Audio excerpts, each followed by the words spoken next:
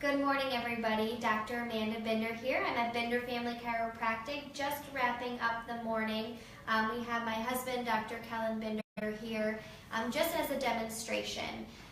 Patients initially will come into our office when they are in pain. And one of the main reasons that we see patients isn't just to alleviate the pain, but to really get to the cause of that pain and to make sure that we improve their quality of living, because that's increasing functionality and improving quality of life.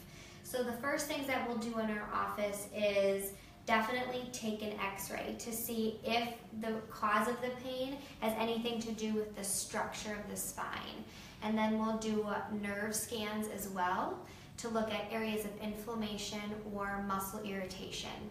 So as the pain is definitely an area of concern for both myself and my husband, we definitely are focusing on a larger concern, which is how the area is affecting the surrounding nerves, because those nerves go out and will supply different organs in your body.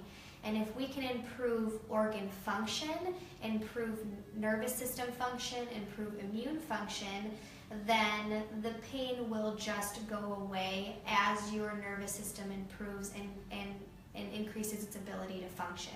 So if anybody has any questions about this video, just post them in the comments and I'd be happy to answer them. Thanks so much and have a great day.